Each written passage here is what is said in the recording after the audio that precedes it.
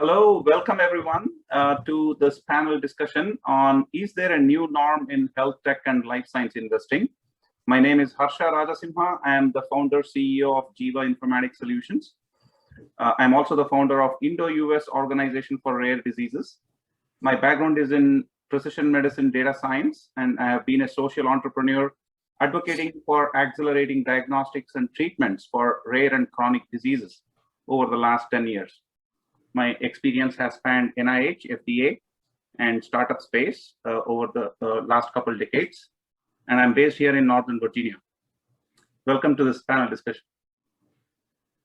We'll go around the table and have our panelists introduce themselves. So I'll first invite Ms. Arti Santhanam. Hi, Arti, welcome. Hi. So my name is Arti Santhanam. I'm sorry, go ahead. Hi, I'm Arti Santhanam. I am the executive director for a program called the Maryland Innovation Initiative. It is a program run under the auspices of another organization called TEDCO, which is a quasi-state entity in Maryland. TEDCO has been in existence for 21 years, and our purpose is to discover, innovate, de-risk, and build great Maryland companies. And MI, or Maryland Innovation Initiative, is one of the funds under the TEDCO umbrella. This is a fund that is specifically involved in de-risking technologies in the university systems in Maryland and helping spin out early stage technology startups.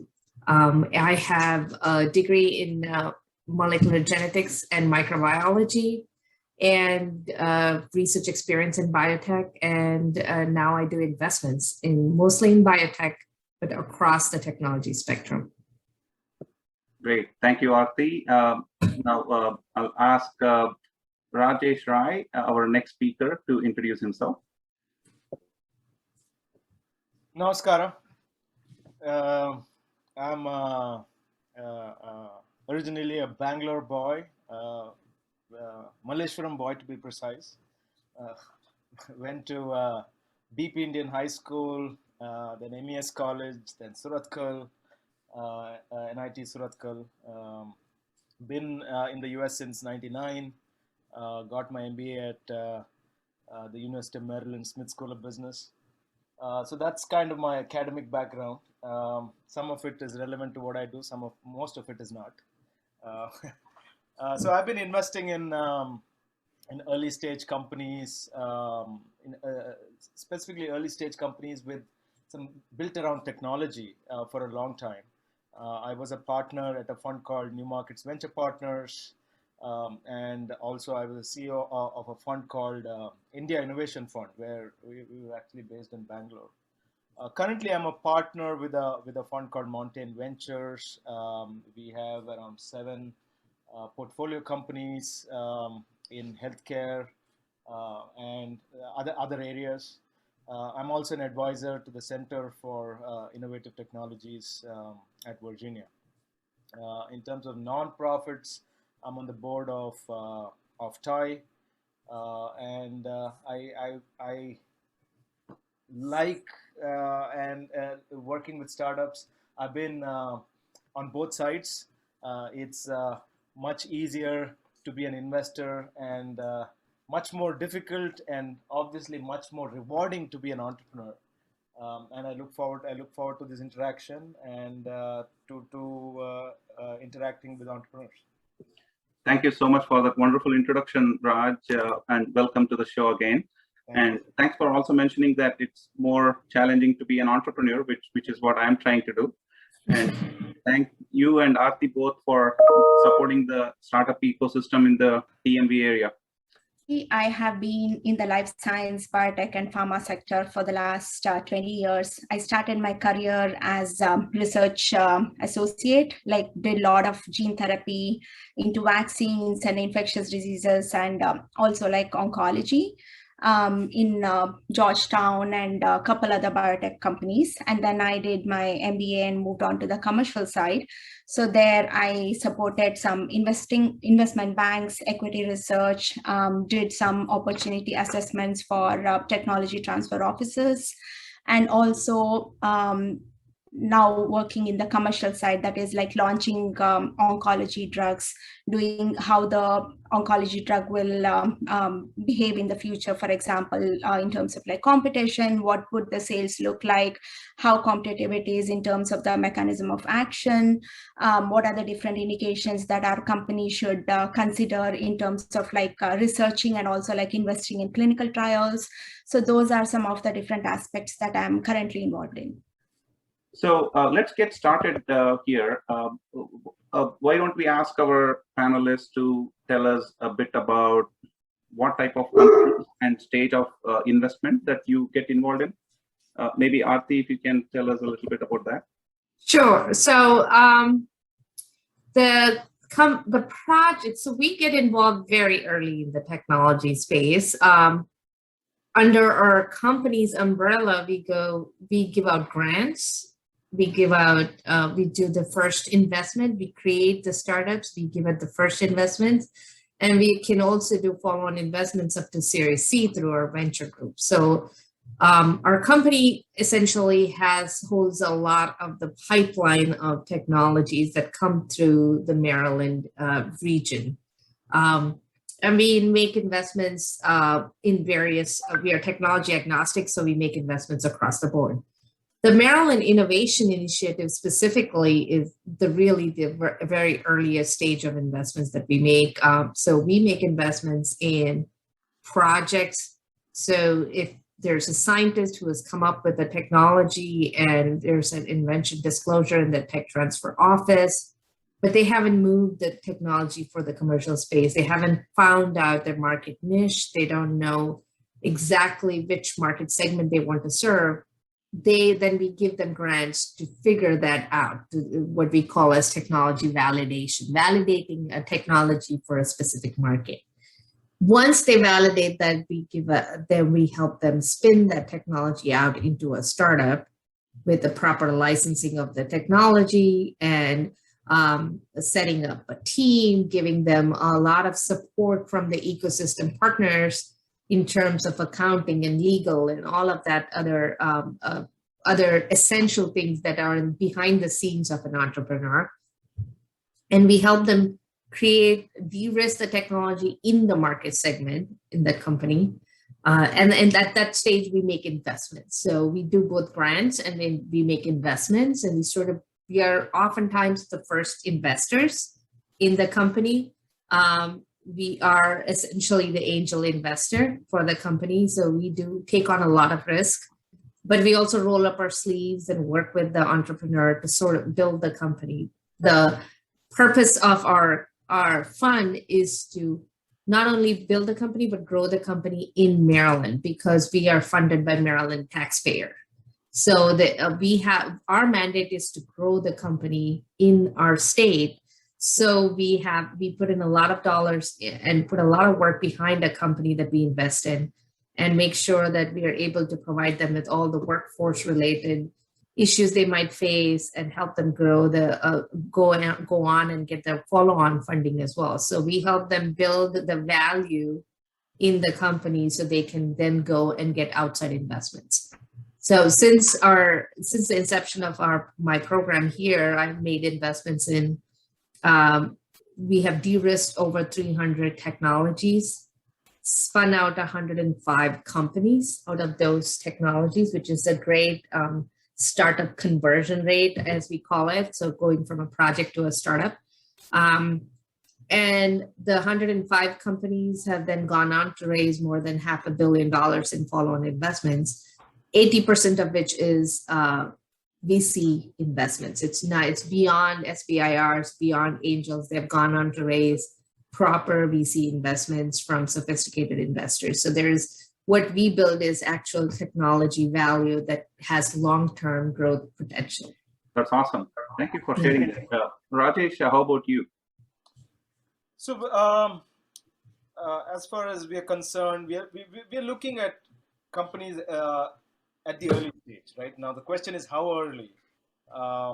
we're happy to engage with someone at a really early stage, but ideally we'd want to see some kind of, product market fit, um, some more data in kind of the spaces I'm looking at, which is, let's say, health IT, medical devices, digital health. So would like to see some early, not necessarily customers, but some kind of product market fit and a significant amount of product development at least. Mhm. That's great. So in terms of healthcare and life science investing, what do you see as unique in this space, Raj, relative to, say, IT or a tech industry or some other industry? Look, I'm not necessarily looking at kind of the drug development type of companies, which are, to a certain extent, longer gestation periods. But what we are seeing now is a confluence, right? I mean, the whole the space of health IT or digital health or wearables or medical devices, there's a significant amount of confluence. So it makes it, I think, exciting. There is still the issue with gestation period because of regulatory issues, because you're dealing with human beings with health. It can't be, you just throw it out there and hope it works, right? So there is a little bit of a longer gestation period. There is the initial issues in terms of being tougher to scale, but at the same time, in terms of the impact, given that there is confluence of a lot of things in this sector right now, it's huge, and the impact on the sector, and of course, the impact is very clear here. It's the impact on human beings, right? So that is the big difference between the general tech industry, I would say, and kind of healthcare biotech investing. The impact is positive and very clear. That's great. Yeah, and in your case, Arti, looking at life science or biotech investing, the gestation period is probably even more longer, and it takes probably 5 years or longer to before they get any revenue at all. So how do you evaluate, and how do you see it unique and different? It is interesting, right? So in terms of IT or health IT, for example, health IT not so much, but IT for sure. You're talking about a product and you have to talk about value proposition and talk about why would a customer buy it, a B2C product or something of that sort. Why would a customer buy it? What cost savings are you providing? What cost benefits are you providing? Are you first to market, and is that your advantage here? How are you going to return investments to the investor? Life science investment, on the other hand, the value proposition is twofold. One is very broad, and one is and very immediate, because it's the first little sentence that any life science product company would write is how many people die of this particular disease every day or every year annually in the United States or worldwide. So it's a health benefit. So you're talking about real people. So the value proposition is right up front. When the value proposition needs much deeper inspection and due diligence comes in the approach to the solution. And is that approach, how long is it going to take? How valid is it? How much rooted in science is it? And how much of de-risking that needs to be done, and what is the capital needed to get there? That becomes a bigger issue. Having said that, for life science technologies, devices, yes, the path is harder and longer because you have to go through the FDA to get your approval. But at the same time, the path is also very prescribed. It's very milestone driven. It's already, what you need to do. What is the efficacy you have to hit? What are the experiments you have to do? What model to use, animal models that you would have to go through. So a lot of that path is very well prescribed. So that is actually, if you think about it, if you think about risk as an investor, that is actually quite de-risking, because what the company needs to do to get to a positive. The risk comes in the fact that as you go through the pathway and go further along, it becomes higher risk because it's a 50% proposition of you're going to hit the efficacy line or you're not. You're going to hit that threshold or you're not going to hit the threshold. So the capital is higher. You put in a lot of capital into the company to get it to that point, and now a clinical trial is going to tell you whether you're going to fail or pass the clinical trial to get it through. That becomes pretty high risk. But there are life science investors, follow-on investors, late-stage investors who are willing, who have deeper pockets and are willing to take that risk. So for an early-stage investor like me, the risk is actually less because I am going through the prescribed stepwise proposition to get it to a point where I can get a late-stage investor to come in and put in follow-on investment and increase the valuation for my for the company. So it's actually pretty comforting and it's very satisfying to be an early stage investor in life sciences if you can hang on to your position in the cap table until the mid or late stage investor comes in to relieve you of it and you get an exit out of that. So it all comes down to in life sciences is where do you want to invest and where do you want to exit and what's your sweet spot and where do you want to go from there.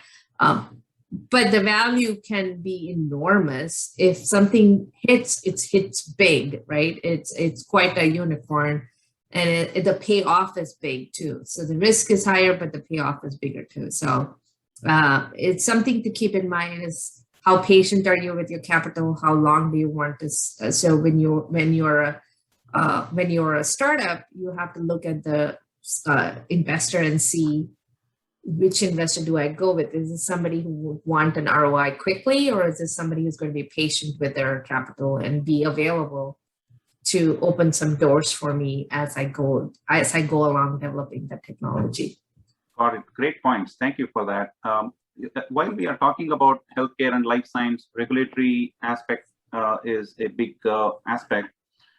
What's your current reading of the regulatory landscape, particularly in the last year with the COVID-19 and the pandemic? There's been some changes and movement on the regulatory side, both FDA and otherwise, general policy and the way what was not acceptable or what was feared for is now acceptable and even encouraged and even being opened up. So are there any particular regulatory issues that you are concerned with, or should investors be concerned about at this stage in this space? Do you want me to take that? I can certainly do that. So when we are talking, so one of the most obvious thing is how did the COVID vaccine get approved so quickly, right? So that is one of the easiest places to start. It got approved quickly because it was based on, hold on, let me come back. If you can pause the recording for a second. Yeah, so the easiest way to answer that question is to talk about the COVID vaccine and how it got through the FDA at a warp speed. And that is partly due to the public emergency situation. Yes, they did speed up some of the processes and gave it more importance to the COVID vaccine approvals than they would have done otherwise. They would have to wait in line for their approval to get through. But also the technology. The technology has been de-risked so much over the past 10, 15 years. The RNA-based vaccine technology has been de-risked a lot. And that vaccine technology is the way RNA vaccines are developed and tested is very different from how protein vaccines traditional vaccines are developed. So there are naturally available ways of cutting time and cost in vaccine approvals because of the nature of the technology. So this is the new technology that was approved and that was safer. It is naturally much safer than a protein vaccine or attenuated vaccine that we would have approved otherwise. So it is easier to approve that than it would be with other technologies. So that is one way of thinking about how FDA is moving and being flexible.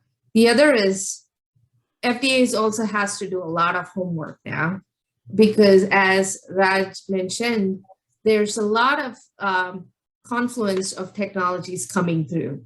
So you have a lot of digital health technologies coming through, a lot of AI being used in medical devices. There's a lot of remote monitoring and remote monitoring and wearables that will be doing a lot of the diagnostic work.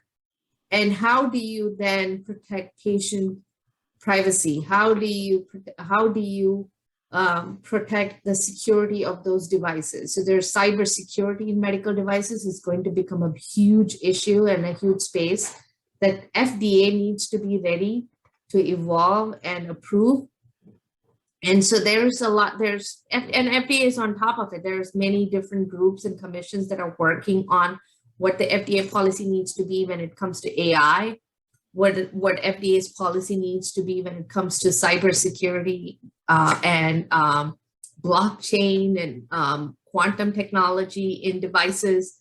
A lot of those confluences also need to be taken into consideration when it comes to life science and biotech, because it's not just biotech, it's not just life science anymore. It's a whole bunch of different technologies coming through. It is multidisciplinary.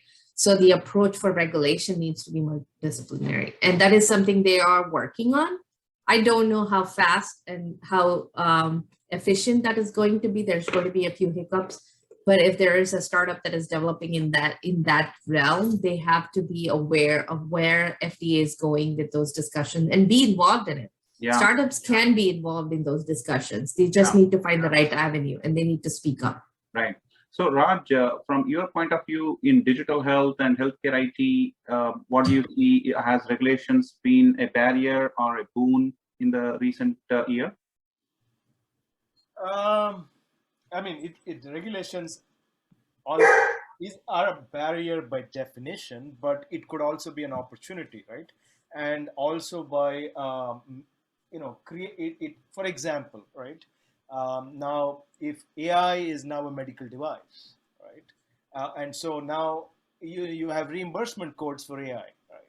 So you have potential recurring revenue stream through AI. Which gets reimbursed, and that is because of regulation. So it depends on kind of how you look at it. There on the flip side, because of the pandemic, clinical trials have become an issue, right? And there's an opportunity for a company to give up, right? As it's become, more, as it enables, more remote and more distributed trials. So, what's a problem for somebody is someone else's opportunity. Data privacy. You have, how do you collect disparate data together in a way which is secure and private? That's an opportunity. So, I would say net. I would say it's a little bit of a positive, because it's broadened the scope for what is healthcare, what is how do you develop, how do you deliver it, right? So I would say, and this whole huge, the confluence of technologies, digital health and remote healthcare is a game changer. I mean, we look at this moment 10 years from now and say that was a game changer. I'm really excited about in this space at this point. That's great. Yeah, and thank you for pointing distributed and decentralized clinical trials, and that's exactly what I have been on a mission at Jiva with our team focused on building software technologies for taking clinical trials to patients' home, so they can enroll and participate from the convenience of where they live, save them the travel burden and the logistical burden of visiting the sites frequently. Particularly, but your technology can then be matched up with the drug delivery system, medication delivery system, variable that controls and takes data from a diagnostic of sorts. So how do you then take your clinical trials of software and then match it up with the actual clinical trial device or technology, and what is the integration that looks like? What do you do with, who owns that data? Is it the wearable company or is it you? And what do you do with the data after you've taken the data? Can you use it for other purposes?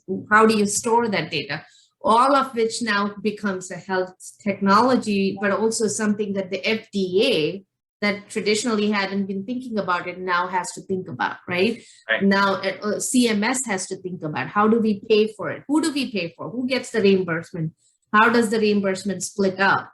Is something that they have to think about. So it's getting more complicated, it's actually evolving technology. Healthcare is constantly evolving. And as Rajesh said, it's one of the most exciting times to be in the healthcare and life sciences space, because so much of it is such uncharted territory right now. So yeah, for the entrepreneurs on the call listening to this panel, what would you advise entrepreneurs in the healthcare and life science struggling with the chicken or egg problem, right? So you mentioned validation, Arti. Validation could mean different things to different investors and based on the type of the company and the product. So what level of validation would you look for when you need to raise capital to demonstrate validation to some degree, and then to get the revenue, you need to have validation before you can get any sales and revenue done? Right. I think it comes down to understanding who your investor is, what is their sweet spot, and understanding what they think as validation. Validation is it a pilot? Is it a preclinical pilot? Is it a pivotal study for your device?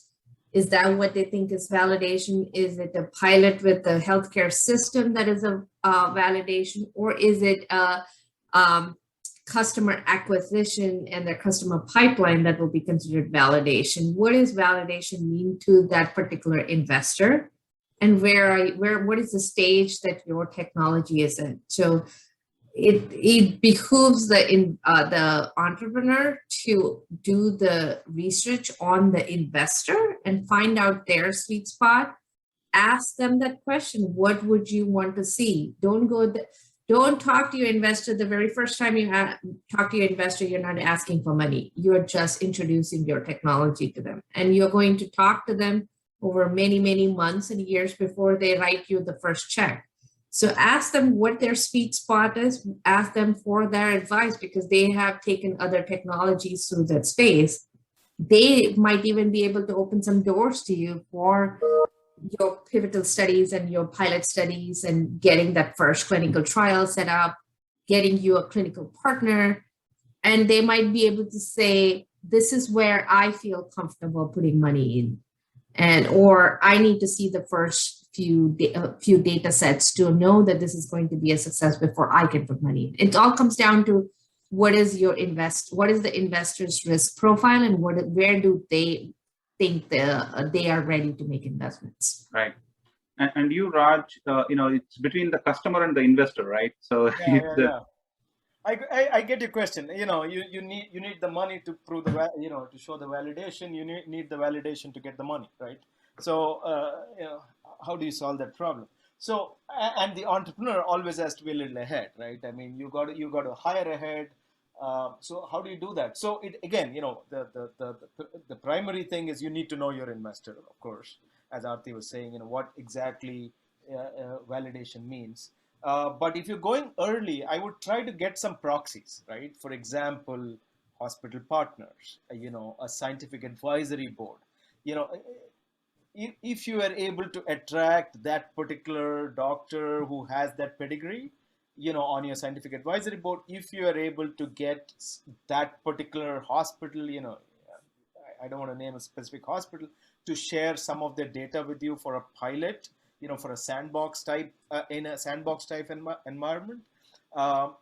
If you were able to get, a doctor in a certain area to be an early stage investor, right? So look at proxies to be able to kind of put you ahead of where you would otherwise be, right? So so it enables the investor to take a leap of faith when you see others who are who know the space have taken the leap of faith with you. I mean, that's a way in which I have seen kind of clever good entrepreneurs do it, right? But again, it differs for at what stage you are going at, right? Yeah. So you can't go to a later stage investor and say I have a good scientific advisory board, right? But for an angel investor, who knows you, but may not know the space, to have someone who's got a good group of people around you who have track record of success, and they are now associated with you. It could be people, it could be organizations. That gives some confidence, and that could be a proxy for this problem that you're talking about. That's great advice. Yeah, thank you for that. So moving to the next question, what convinces you about how are you unique or different? The most frequently asked question is, what's your competitive advantage or differentiation in the industry? So when you ask that question, what are you really looking to hear? You want me to take it? Yes, please. Okay. Look, to me, of course, the background of the entrepreneur, has he or she done this before? Do they have an understanding of the space, right? But more importantly, the understanding of the specific problem they're trying to solve, at a level of depth. Right? That's, again, look, as an investor, you only know so little about that specific area, right? But if you're able to be able to show a level of sophistication, a level of depth of understanding of the problem that you're trying to solve, that is, I think, to me, is very important. There is always the IP and all the other things, but team understanding the problem that you're trying to solve. Now, again, differentiation, uniqueness, it could come from that. That is one piece of it. It could also come, for example, you say, look, I have access to the most amount and the most unique proprietary data in this space, right? And this is how I have it. So that's something that sets you apart, right? But essentially, to me, that's the second part of it. To me, kind of understanding what problem you're trying to solve and going into depth. And that doesn't come unless you really understand it, unless you really spend time with it, and you understand the nuances is important. Great. And you, Arti? In my case, all that Raj said is really, really important for us too. But one of my favorite things to do is an entrepreneur will put up a slide with 4 or 5 factors, and they'll put a check mark and say, these are my competitions, and they do these 2. The next one does these, and I do all of these, and it's a check mark throughout. That is a favorite one for me to pick on, because the next question I always ask them is, of all the features that you have listed, what do you think is most important? How would you set it up as a hierarchy? Which one would you put as top most feature important to your customer? And who is your customer? Do they all your competitions have the same customer, end customer or not? And then which of the features do you think is most important to your customer? And oftentimes they're not able to pick that, because they are looking at the different features of their device and looking at their this other device and saying, oh, mine can do all of this other stuff. But what is the most important features? And you might find that cost is the most important feature. Ease of use is the most important feature, or a particular one of the device diagnoses 5 different things or measures 5 different things, but it's really that one measurement of sleep quality that is the most important. Everything else doesn't matter. How much iron I have in my body doesn't matter. That I'm not interested in that. But the sleep is why I bought this device, right? So why did your customer buy that device? Why would they buy it? And what makes you stand out there? The other aspect that also Raj sort of hinted at, but I think is very important, is the next step. How are you going to bring this to market? can also be a differentiator. Do you already have a pre-qualified set of either customers or adopters, early adopters, or clinical trial participants that are already in your pocket because you have a particular advisor on your company panel that is going to open up that network for you? Then you might get to the market faster and better than your competitor who doesn't have that access to that. So oftentimes entrepreneurs, when they're pitching, they forget to include that in their value proposition, is that I have an inbuilt set of advantages because I have access to a government contract that I can work with NIH and the clinical center to do a particular clinical trial, or I have a customer base that I can readily access. I have an OEM manufacturer who also has a distributor relationship that I can go to and get my product to the market faster. Those are the things that they need to also convey when you're talking about competition. Put that into that slide too, and talk about what are the other things that will get you to the market faster, because an investor is immediately, their interest is piqued when they know that it's not only your technology advantage, but also your go-to-market advantage. That's great points. When we look at the business model canvas, there are 9 pieces there, not just 1 or 2 pieces. And oftentimes engineers and scientists make the mistake of focusing too much on the product and technology and miss the remaining 8 pieces, the business advantage, the supply chain, the partnerships. Great advice. Thank you. What's your recommendation for our listeners today, Shilpa, in terms of investing in the stock market in the coming months? Definitely, if you are considering biotech and healthcare, look at what the management offers, where do they come from, what's the background they have, what are the different areas that they are doing the trials in, and go for broader publications rather than like a Seeking Alpha, where it's like totally investor focused. And I in fact wrote a couple of articles for Seeking Alpha, which for me, I feel rather than that, going to biospace or endpoints, those where it's more of a high level gives a good overview of the companies and also what exactly is going on in a particular sector. So in terms of investing, definitely the previous generation, immunotherapy, now it's a lot of companies are moving on to CAR T therapies, bispecific antibodies, antibody drug conjugates. Those are some of the platforms, and also a TIGIT, which is another immunotherapy platform that a lot of research is going on, because after PD-L1 therapy, now it's what's next? How can we evolve the field further to treat more unmet need and more and more conditions? And in terms of different companies, definitely now immunology is getting much more attention rather than before, because now a lot of oncology companies are looking into immunology portfolio plays as well, because there is so much unmet need, and many of the immunology conditions are in fact rare diseases. So I think you might be aware of many such indications. Absolutely. And immuno-oncology is such a competitive space now, a lot of competition in that space by big pharma, but also some innovative early stage companies.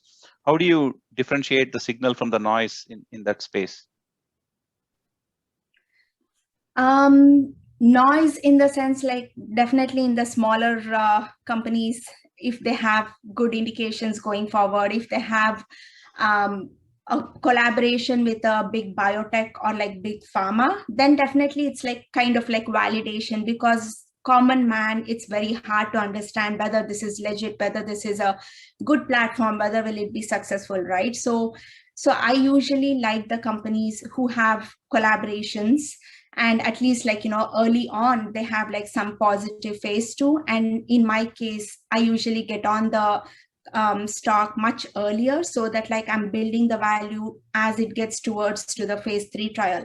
And depending on the risk cover strategy, I usually sometimes hold it through the trial. Sometimes when it has the value built up, I just exit before the trial. That's a close out this panel. We are, believe it or not, up on time. So I'll ask our panelists to share what they are most excited about in the next 12 months. Raj, if you can go first. Yeah, I think we kind of covered it, during the course of the conversation. The whole space of, digital health, remote health, which could mean anything, right? And which would maybe include wearables, health data as such. So those are, and again, look, we see what entrepreneurs bring. The entrepreneurs are at the edge, at the cutting edge, right? You're one level away. But there are entrepreneurs coming up with some exciting solutions to a huge, huge market. I mean, remember, this is a 4 trillion plus market in healthcare. So as I said, it's an exciting time. Right. And Arti, you?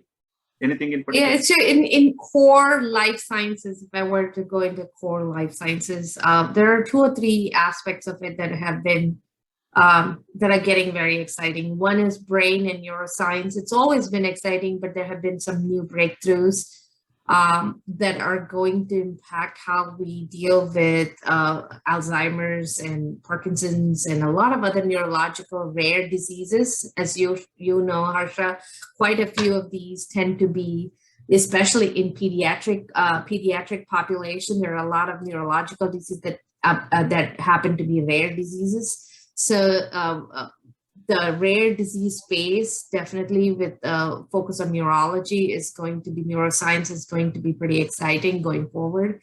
The other space that I would say is in infectious disease and vaccine technology. The improvements that have been made, not just in the regulatory space, but also in the manufacturing space and delivery of vaccines.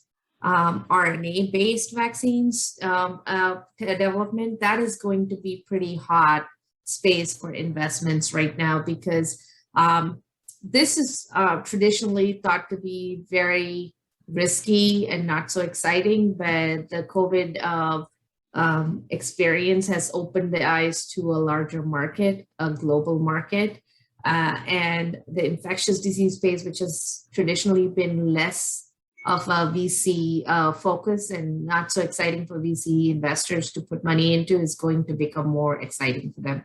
So that is, there are nuances to it. Not all infectious diseases are going to be exciting, but some emerging diseases are going to be pretty exciting to find solutions to. So those are those spaces that I think will have a lot of impact. There's also going to be some device technologies, and specifically in getting it to, because of telehealth, how do you match telehealth with diagnostics and wearables and deliver that health care?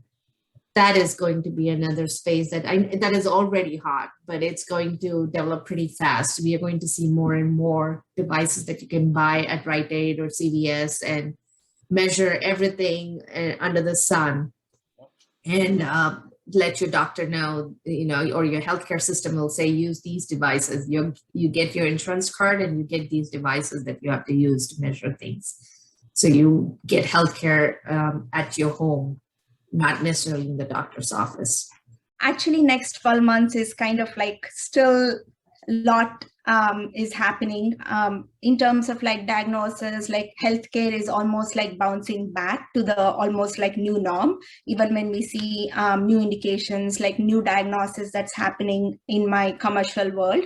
But however, in the next 12 months, one of the companies that I'm interested is Ocular Therapeutics, which is a company which has, again, multiple indications that they are studying, all connected to eye disorders. Like one of the big one is like dry eye disease and wet AMD. About the industry per se, pretty much like things have changed, and I don't think that it's going to get back to like what it was pre-COVID. Definitely in the next 3 to 4 months, how Delta variant plays out, that kind of like shapes the strategy for the next year and so. Many exciting stuff to look forward to in the next 12 months. I have only one thing that I'm most excited about, which is Jiva and the decentralizing clinical trials opportunity that lies ahead of us. See, that is the hallmark of a good entrepreneur. One, it's focus, focus, focus. So on that note, let's bring this panel discussion to a closure. Thank you everyone for joining us today, and have a good rest of NAVIKOTSAVA 2021. The last year and a half has been tough and difficult on many of us and our extended family, both in India and in the US. So we wish you all the best, and I thank our panelists for making time from their very busy schedules to share their insights with us today.